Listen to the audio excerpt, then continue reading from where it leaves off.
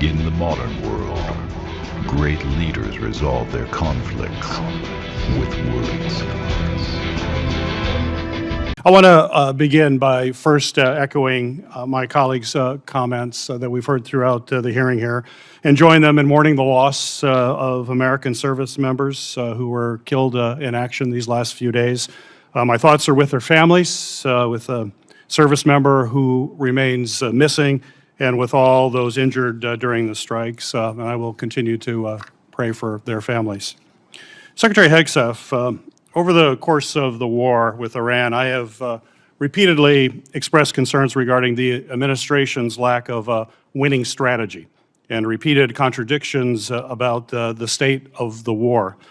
Frankly, it doesn't help that you and your president continues to mislead the American people.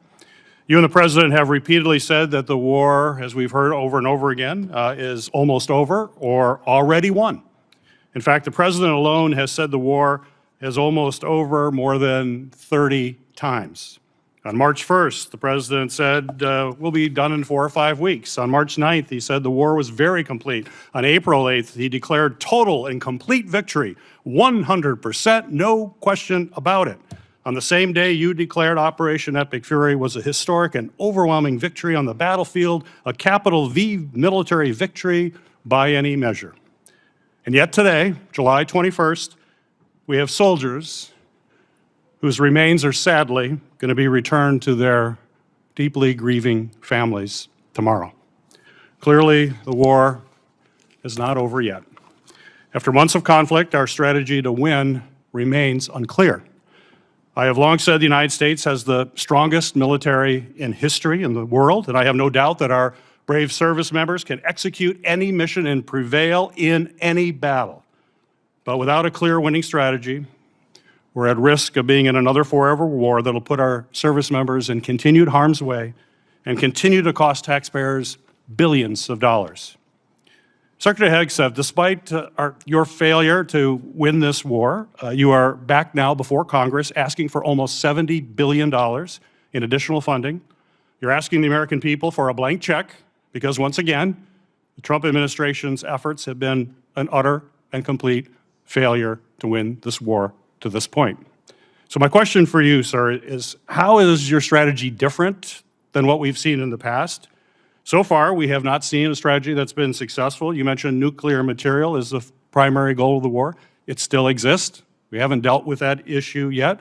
You talk about the destruction of missiles, and yet the missiles that we saw hit recent targets are actually somehow more lethal, more deadly, more maneuverable than what we have seen in the past. So they're obviously improving their munitions. The Strait of Hormuz is still closed. Reminding everybody, it was open before the war. Prices were lower for everybody until the war, and it still remains closed. And of course, tragically, people, service members, our warfighters, who we care deeply about, are still dying. So what's different? Mr. Hegseth, Secretary Hegseth. I think your characterization of this incredible effort as a failure is reckless. And I think it's irresponsible. And I think it smears the sacrifice of the troops that are out there making on behalf of the American people to ensure that Iran never gets a nuclear weapon. Shame on you and others who call this a quagmire and a failure, and then you want to turn around and say you support the warfighter. Either you do or you don't. Is the nuclear material still there, I can get you a ticket out to CENTCOM and talk to what those Americans are doing, and how committed they are to this effort, and how they want to ensure that Iran never threatens their families with a nuclear weapon. That's the kind of intensity that our warfighters have about making sure that Iran isn't capable of doing that. Secretary Hegseth, if you listened to my comments, you would have heard me say how amazing our warfighters are. I heard failure. And the word heard, I heard exactly what you said. I will tell you how I use the word failure, because I use the word failure to their leaders. You, sir, are the failure, not the men and women who are on that front line, not the men and women who hold up their honor with distinction. But if there's a lack of a winning strategy, they're in harm's way. Their leaders have failed them. And that's what's happening. We have political leadership. You don't have a strategy. You don't have a long-term plan to actually win this war. Win the war.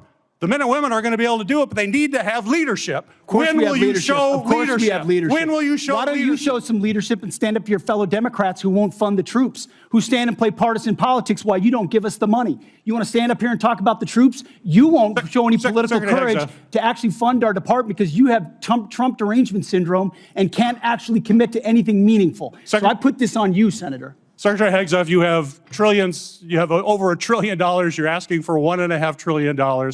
It's not a question of money. It's a question of leadership and understanding what it takes to actually win. Political cowardice of Democrats who won't fund the troops.